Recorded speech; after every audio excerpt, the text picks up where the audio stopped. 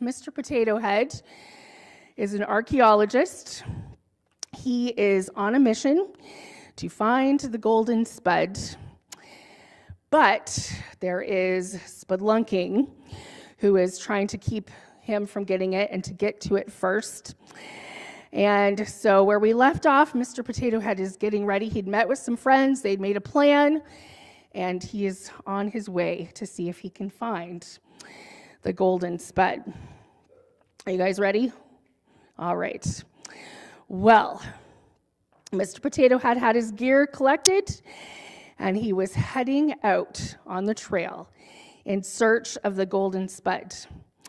And his research had him heading to Potato Island, a tropical island where there was evidence that suggested that potatoes had at one time had their own spud civilization. Well, before Mr. Potato Head made his way to the island, he had a few people to interview first. And his first stop was to talk with a spud by the name of Indy Jones, a famous archaeologist of his day. Mr. Potato Head had the sense that Mr. Jones could give him some good insight as to what to be on the lookout for in his quest for the golden spud. Well, Mr. Potato Head had been asking around and had discovered that Indy had become a baseball enthusiast in his retirement. When he had contacted Mr. Jones, he asked Mr. Potato Head to meet him at the baseball field. Well, Mr. Potato Head headed to the field and found Indy Jones sitting in the bleachers. "Well, thanks for taking the time to meet with me," Mr. Jones said, Mr. Potato Head. "No problem," replied Indy, "but please call me IJ. Now, what can I do for you?" "Well, on the phone, you mentioned something about the golden spud. I spent a lot of time looking for it, but I never could get my hands on it." "Yes, that's what I wanted to talk to you about." But before Mr. Potato Head could say any more, Indy jumped on his feet and let out a loud, "We want a batter, not a broken ladder."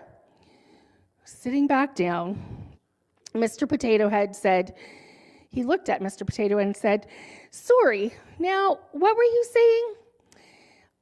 Yeah, right. I was just going to ask you what," but before Mr. Potato Head could finish, Indy was on his feet again, yelling, "Come on, my grandma can pitch better than that." Well, Indy sat down again and turned back to Mr. Potato Head, who by this time was getting more than just a little irritated. "You were saying?" Yes, Mr. IJ. I was asking what your experience has been." "Oh, look," interrupted IJ. "They're doing the wave. That's my favorite part. Come on your feet, arms in the air," as the crowd went wild doing the wave. Well, as they sat down, Mr. Potato Head had had enough. Clearly, Mr. Indy Jones was not listening to a thing that he had to say. "Okay, I'm all ears," said Mr. Jones. "You know what? Thank you for your time, but you know what? I think I need to get going." And before he could even finish, he heard the sound of popcorn. "Get your popcorn. Hot dogs. Who wants a hot dog?" Ooh, over here," called Mr. Indy. But Mr. Potato Head was already heading down the bleachers. "Wait, you're leaving so soon? Our team's winning," said Indy. "Yeah, I just really better get going. Enjoy the rest of your game," Mr. Potato Head said as he climbed down the bleachers. Mr. Potato Head was so disappointed. Indy Jones hadn't listened to a word that he'd said. On his way back to his car, Mr. Potato Head decided that he should check in with his friends Russet and Yukon and the rest of the team back at home base before he headed out to Potato Island. Well, he pulled out his phone and called Russet. "Hey, Spud, how's it going?" asked Russet on the other end of the line. "Not great," answered Mr. Potato Head. "I just met with Indy, Sorry, man, I got another call coming in. I've got to take this, interrupted Russet. Mr. Potato Head waited patiently for his friend to return to the conversation. He waited, and he waited, and he waited. What was taking Russet so long? He checked the time. He had to get going. And after what finally seemed like forever, Russet was back. Oh, sorry about that. No problem, replied Mr. Potato Head. So, yeah, I met with Indy. It didn't go so well. I'm just getting ready to, well, all of a sudden, some construction workers started drilling in the background. What's that? I can't hear you. What's that noise? Can you hear me now? Asked Mr. Potato Head. The noise was gone, but now you're cutting out on me, replied Russet. How about now? Hello? Are you there? Mr. Potato Head clicked off his phone. Was anybody listening to him today? Well, he had wasted enough time.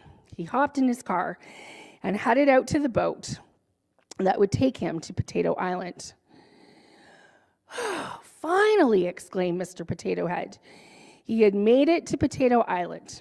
He found the Jeep that had been rented for him and was filled with excitement and a sense of adventure as he headed into the jungles of Potato Island.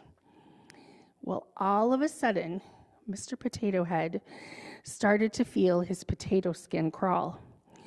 He turned around to see a ferocious dragon and soldier with his sword drawn.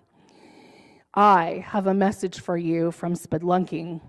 Leave this island immediately or receive a fate worse than the potato masher, warned the ironclad knight. Well, Mr. Potato Head was no fool. There was only one thing to do before that dragon breathed fire and turned him into crispy tater tots, and that was to run. Mr. Potato Head ran deep into the jungle and hid in the vines. Once he was sure the coast was clear, he looked around and found a cave. This looks like a good place to hide out for a bit. Well, Mr. Potato Head lit his torch as it got dark.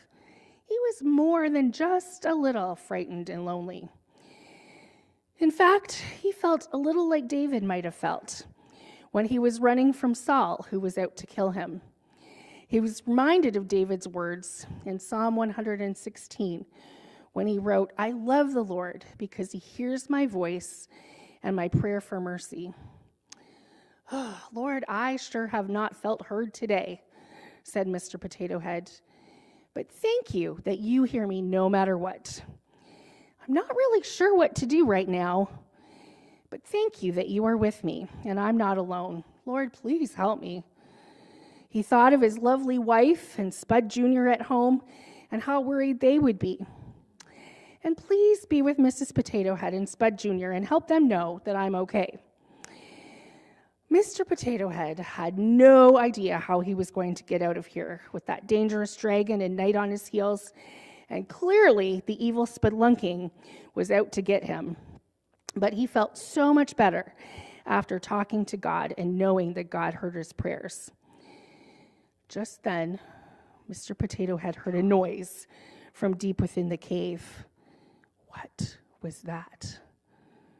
Well, tune in next time to find out who or what is lurking in the cave.